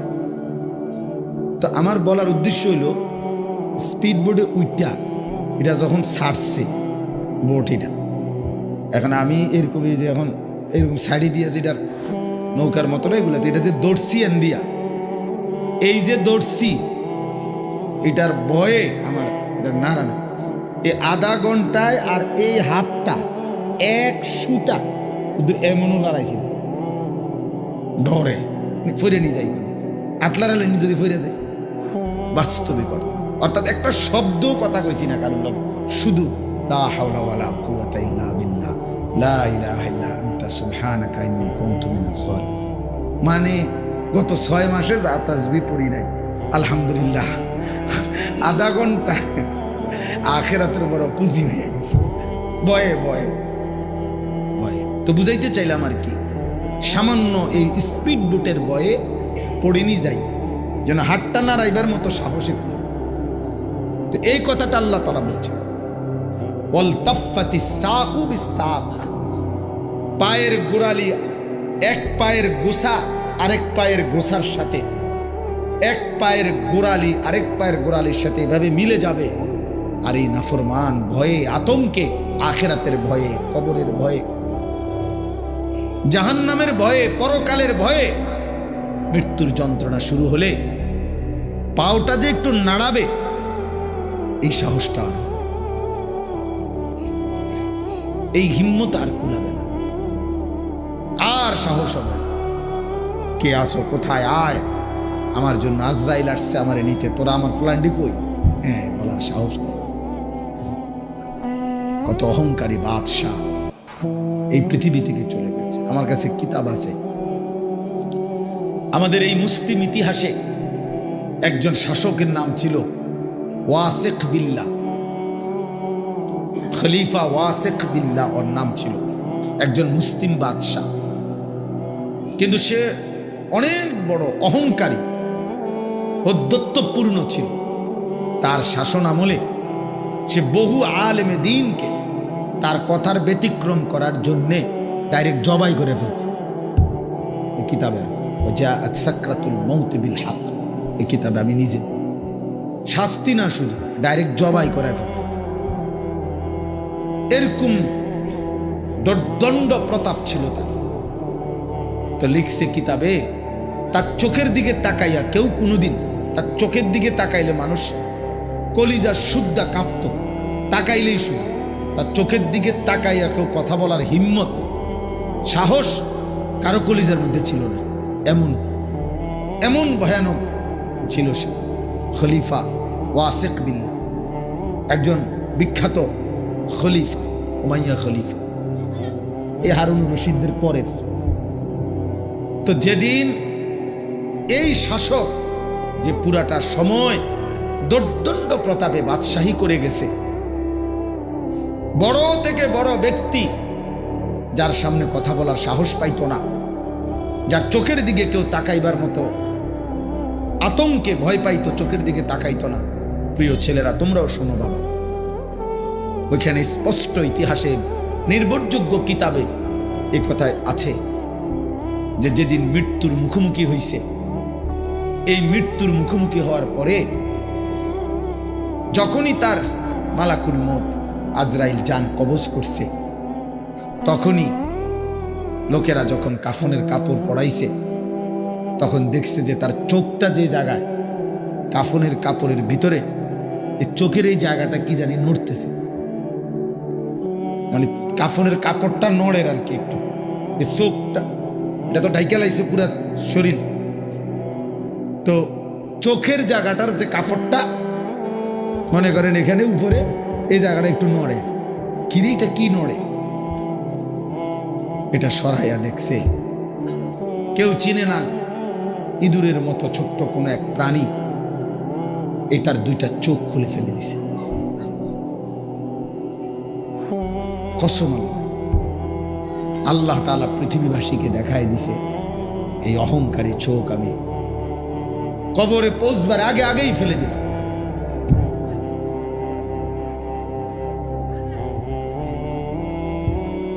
কবরে পৌঁছবার আগে আগেই ফেলে দিলাম।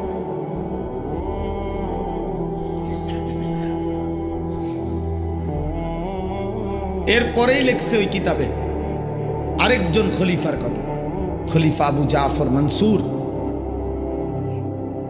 এই খলিফা মনসুর আরেকজন, উনিও ছিল অনেক বড় শাসক, প্রতাপশালী। ওনার ভয়ে মানুষ থরথর করে কাঁপত, ওনার সামনে কথা বলার কারো সাহস ছিল না। তো মৃত্যুর পূর্বে হঠাৎ করে লাস্ট টাইমে ওনার নাকের মধ্যে এসে একটা মাছি বসছে। এখন মাছি বসার পরে উনি বারবার মাছিটা সরায়, কিন্তু এটা আবার বসে, আবার সরায়, আবার বসে। সকল ব্যক্তি মিলে চেষ্টা করছে ওনার পাইক পেয়াদা খাদেম খুদ্দাম, মাগার মাছিটা থেকে সরেন। উনিরা কেবলই আসছে বসা, এটা ওনারে, উনি অসহায় হয়ে গেছে এক পর্যায়ে যে ইন্নালিল্লাহ, মানে এই মাছিটা আমি কি করতাম, এটা কেন আমার নাকের থেকে সরছে না, এটা কেবলই আসতেছে, কেবলই আসতেছে। ঠিক ওই টাইমে একজন বড় বুজুর্গ, তাউস ওনার নাম, ওই যুগের ওই বুজুর্গ ওনার দরবারে আসছে ওনার সাথে সাক্ষাৎ করতে কোনো কাজে। ঠিক এই টাইমে উনি আইসে, এই খলিফা মনসুর, এই শাসক ওনাকে ওই বুজুর্গকে ওই বড় আলেমকে জিজ্ঞেস করছে, জনাব বলেন তো আল্লাহ মাছি কেন সৃষ্টি করছে? মানে ওনার হলো মনের কষ্টে এটা উনি বলছে আর কি, যে লিমাযা খালাকাল্লাহু আয-যুবাব, আল্লাহ তাআলা কেন মাছি সৃষ্টি করলেন?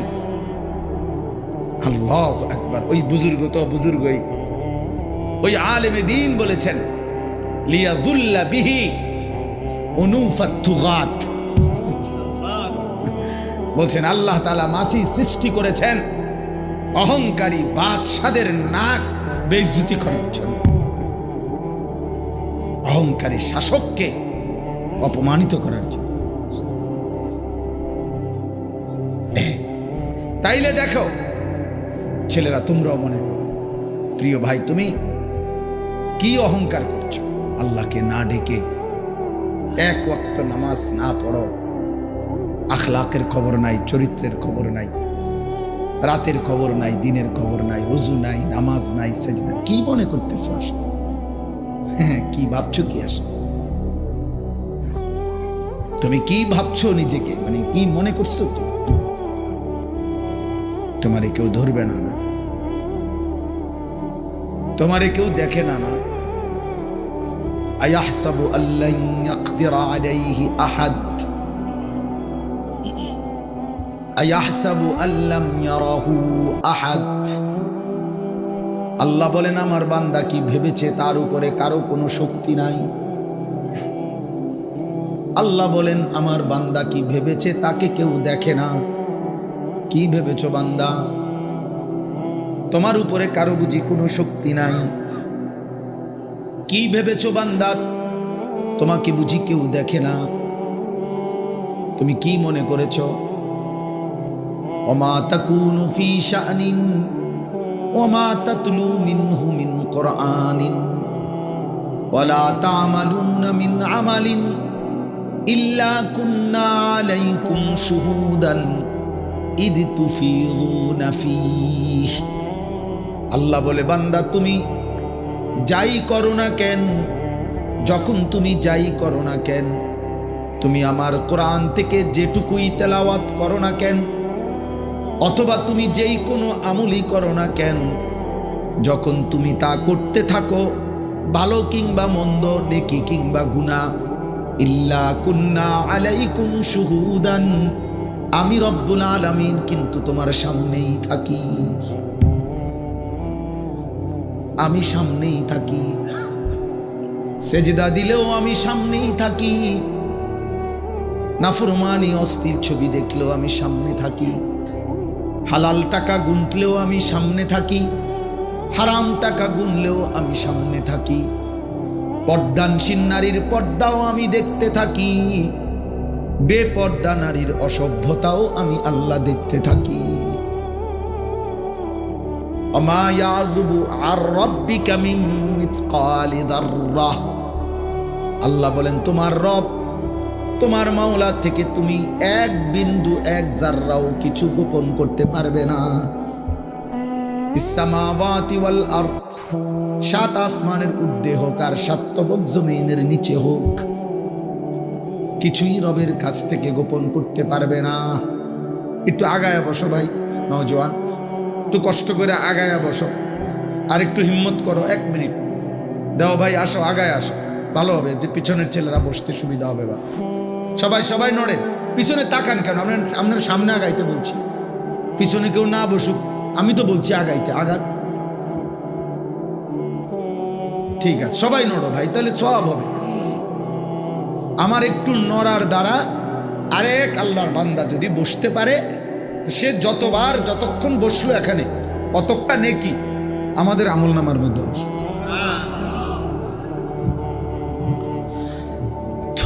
তো যাই হোক,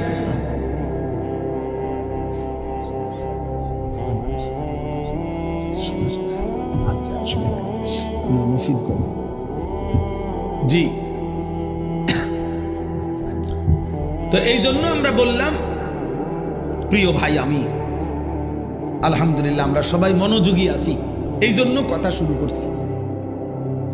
আমি এটা আমার পুরান মাহফিল, মাদ্রাসা, আমরা সহ মিলে মিশে মাদ্রাসা,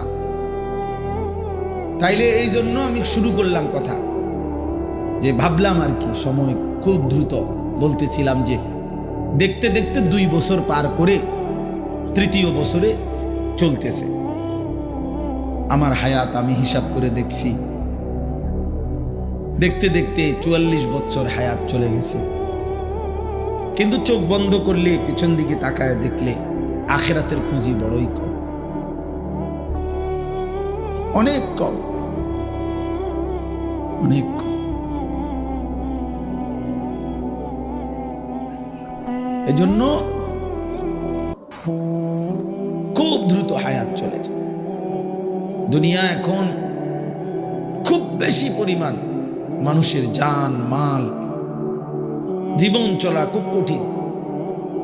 প্রতিদিন আমি বাসায় এসে বলি, প্রতিদিন রাস্তাঘাটের জ্যামে দেরিতে হায়াতের কি পরিমাণ সময় অপচয় হয়ে যায়। জায়গায় জায়গায় রাতকে রাত, দিন আমার জিন্দিগি তো ফতে গাড়ি। জীবনের বেশি সময়টাই তো আমার রাস্তা রাস্তায়। তো দেখি এই ট্রাক কাইতুইয়া ফিরে রয়েছে, লরি কাভার্ড ভ্যান কাইতুইয়া ফিরে রয়েছে, বাস উল্টাইয়া রয়েছে, গাড়ি উল্টাইয়া রয়েছে।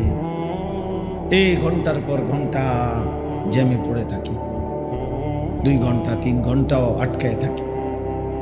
তাহলে জীবনের কি পরিমাণ সময় আমাদের এমনিতেই অনাদরে অবহেলায় পার হয়ে যাচ্ছে, কেটে যাচ্ছে। কিন্তু আখিরাতের পুঁজি কোথায়? এরপরও যেটুকু সময় হায়াতের আছে, ইচ্ছা করলে নামাজ পড়তে পারতাম, আল্লাহকে ডাকতে পারতাম। একেবারে সুস্থ সবল মানুষ, কোনো ব্যস্ততা নাই, কোনো কারণ নাই, কোনো যুক্তি নাই, একেবারে ইচ্ছাকৃত ঠান্ডা মাথায় বুঝে শুনে যে মানুষগুলো মুসলমান পরিচয় জানার পরেও নামাজ পড়ে না, তার চাইতে বড় নিকৃষ্ট ডাকাত, অসভ্য, তার চাইতে বড় বেয়াদব আল্লাহর জমিন আর কেউ। এটা একেবারেই একটা অমানুষ,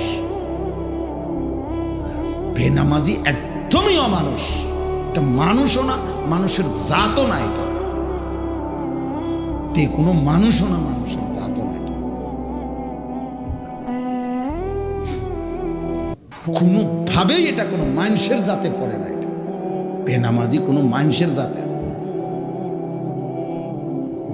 মানুষের কোনো কোয়ালিটি তার ভিতরে নেই, ইনসানের কোনো গুণ তার মধ্যে নেই।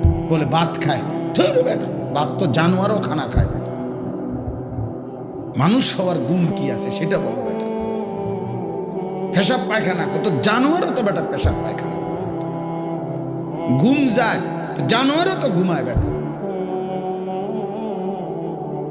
বাচ্চা কাচ্চা লালন পালন করে, কুকুর বিড়ালও বেটা বাচ্চা কাচ্চা লালন পালন করে।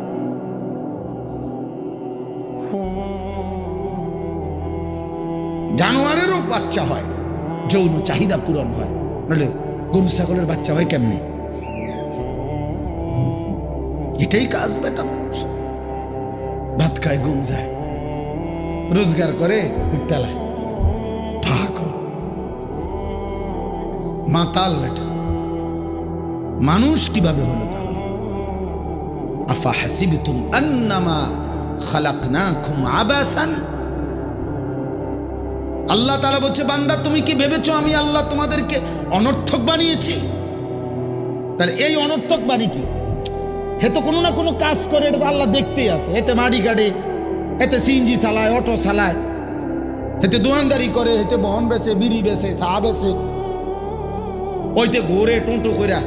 কাম তো কিছু না কিছু করতেই আছে। এরপরও আল্লাহ বলে, কি ব্যাপার বান্দা, তুমি কি ভেবেছো আমি তোমাকে অনর্থক বানিয়েছি? তার মানে তুমি ইবাদত করছো না কেন? তুমি নামাজ পড়ছো না কেন বান্দা? তুমি আল্লাহকে ডাকতেছো না কেন? তুমি আখিরাত ভুলে আছো কেন? তুমি পরকাল ভুলছো কেন বান্দা? বিষয়টা কি? তুমি কি মরবা না? ওয়া আন্নাকুম ইলাইনা লা তুরজাউন।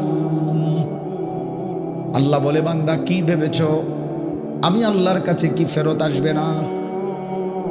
কি কি মনে করছো বান্দা, তোমার দাদা কই গেল? এই জমিনের উপরেই তো ছিল। তোমার বাপ কই গেল বান্দা, সে তো জমিনের উপরেই ছিল। তোমার বড় চাচা কই গেল, সে তো জমিনের উপরেই ছিল। কত অহংকারী বাদশাগুলো কই গেল, তারা তো এই জমিনের উপরেই ছিল। ফেরাউন নমরুদ কোথায় হারিয়ে গেল? ফেরাউন নমরুদ কেন মরে গেল? টাকার অভাবে, চিকিৎসার অভাবে, সম্পদের অভাবে, ক্ষমতার অভাবে, পদ হারানোর কারণে। আপনাদের জন্য আমি এই জন্য শুরুর থেকে এবারে আজকে 3 মাস, প্রায় 2 মাস আমি একটা নিয়ত করছিলাম। আমাদের বাংলাদেশের একজন বড় বুজুর্গ, ঢাকা, গাজীপুর, কাপাসিয়ার অনেক বড় একজন মুখলেস আল্লাহওয়ালা অধ্যক্ষ মিজানুর রহমান চৌধুরী, বহুত বড় একজন আল্লাহওয়ালা বুজুর্গ। উনি একটা বড় বড় আলেমদের তত্ত্বাবধানে একসাথ করে উনি নবীজি সাল্লাল্লাহু আলাইহি সাল্লামের সুন্নাতের উপরে একটা কিতাব লিখছে, পূর্ণাঙ্গ মোটা। এই যে এই কিতাবটা তালিমুস সুন্নাহ, প্রায় 600 পৃষ্ঠা এই কিতাবটার মধ্যে। বাংলা ভাষায় আমাদের নবী সাল্লাল্লাহু আলাইহি সাল্লামের সমস্ত সুন্নাত, ছোট বড়, একেবারে সবটা নবীর জীবন সুন্নাত নবীজি সাল্লাল্লাহু আলাইহি সাল্লামের উনি এখানে তুলে ধরছেন দলিল সহ, সুন্দর করে ওলামায়ে কেরামের সম্পাদনায়। আমার খুব পছন্দ এই কিতাবটা। তো আমি নিয়ত করছি এটা ইচ্ছা করে হজরতের কাছ থেকে, সেই গাজীপুর থেকে এগুলা আনাইয়া বিক্রি করি। আমার এই সাদা গাড়িতে রাইখা রাইখা ডেলি মাহফিলে বিক্রি করি 400 টাকা মূল্যে। আমার একটা ইচ্ছা যে হজরতের কাছে আমি বলছি যে হজরত, আমার ইচ্ছা যে আল্লাহর বান্দাদের ঘরে ঘরে, মুসলমানের ঘরে ঘরে নবীর সুন্নাতের একটা পূর্ণাঙ্গ মোটা কিতাব পৌঁছুক, মানুষ ঘরে রাখুক। তাহলে দেখা যাবে স্ত্রী, ছেলে মেয়ে, নাতি নাতনি, দাদি নানি, তারাও পড়বে, তারাও শুনবে, তারাও একটা একটা সুন্নত যার যখন যা ভাল লাগে একটু একটু পড়বে। এই জন্য এই প্রথম আবদার হলো, যাদেরই সুযোগ হয় আমাদের এই সাদা গাড়ির থেকে 400 টাকা মূল্যে এই কিতাবটা কেনার চেষ্টা করবেন ঘরে রাখলে। আগে মুসলমানের ঘরে ঘরে মুকসুদুল মুমিনিন কিতাব থাকতো, বেহেশতি জহুর কিতাব থাকতো, মা খাদিজা, মা ফাতেমার একটা বই থাকতো। এখন ভিডিও বেডই তো, জোয়ানো বুড়াও সবাই মোবাইল টিভি, মোবাইলে সবাই ব্যস্ত। না রে ভাই, কিতাব থেকেও পড়া উচিত, নবীজির সুন্নাত শেখা উচিত। এই জন্য দয়া করে চেষ্টা করবেন একটা একটা কিতাব কিনতে। আর আমি যেই কাগজটা এখন আপনাদের কাছে দিবে, এই হ্যান্ডবিলটা, এইটার মধ্যে আমার ওই আহ্বানটা আছে 4200 টাকা। আমার মাদ্রাসার ওই জমিতে যে কেউ, আমার যার ভাল লাগে, 4200 টাকা এক মুসল্লা পরিমাণ জায়গার দাম। যদি পারেন তো দিয়েন। এখানে বিকাশ নাম্বার আছে, মৌলানা মাসুদ জামিল ভাই আছে, এই মাদ্রাসার মোহতামিম, আপনাদের মহল্লার ইমাম। মৌলানার কাছে দিলেও আমার কাছে পৌঁছবে, শুধু মোবাইল নাম্বারটা পৌঁছাইতে হবে আমার কাছে, আমাদের কাছে। তাইলে আমরা ওইখানে এগুলো তালিকা করতেছি, যারাই 4200 টাকা দিবে আমরা তাদেরকে আমাদের উন্নয়ন সদস্য বানাবো। উদ্দেশ্য হলো এইটুকু দান অল্প অল্প করে দিলে আমাদের এই জায়গাটা একদিন মসজিদ, মাদ্রাসা, সর্বস্তরের মুসলমানদের দ্বীনি শিক্ষার ব্যবস্থাপনা এগুলো আমরা করতে চাই। আল্লাহ যেন তৌফিক দেয়। অনেক প্রবাসী আছে, কারো ভাই, কারো বাবা, কারো স্বামী, মহিলাদের মা বোনরা আছেন, যেই শুনলেন, যদি সুযোগ হয় আপনি কাউরে বললে যদি উনি দেয়, আপনি বলার চেষ্টা করেন, আর না পারলে দোয়া করেন, আল্লাহ যেন আমাদের সবাইকে তৌফিক দেয়। সর্বশেষ কথা হলো, আমাদের এই মাদ্রাসায় আশরাফুল উলুম কোরের পার, আলহামদুলিল্লাহ আমাদের ভালোবাসার মহব্বতের মাদ্রাসা, আলহামদুলিল্লাহ মেহনতের মাধ্যমে চলতেছে। এখন কতজন ছাত্র? 68 জন ছাত্র। আজকে প্রায় কয়জন ছাত্র সবক নেওয়ার কথা? 7 জন ছাত্র হিফজুল কোরআনের সবক নিবে, আর নাজেরা 4-5 জন ছেলে আছে নাজেরার সবক নিবে। আমারে বলছে, যেহেতু আমি সবসময় এই মাদ্রাসায় আসি, আজকে আমাদের একজন মহান বুজুর্গ, আমাদের কুমিল্লার সকল আলেমদের কাছে শ্রদ্ধেয় হজরত মৌলানা শাহ ইলিয়াস সিদ্দিকী জমিরি দামাত বারাকাতুহুমুল আলিয়া, হজরত ইনশাআল্লাহ আজকের এই মাহফিলে আসবেন, বয়ান করবেন। তো আমি এই জন্য বলছি যে হুজুরের হাতে এই বাচ্চাদের সবক দেওয়াইতে আমার মাদ্রাসা তো আমি হুজুরকে দিয়ে অনেকবার আমাদের বাচ্চাদেরকে সবক দেওয়াইছি, হুজুরেই ইনশাআল্লাহ দোয়া করে দেবে, আমরা এমনিতেই দোয়া করি।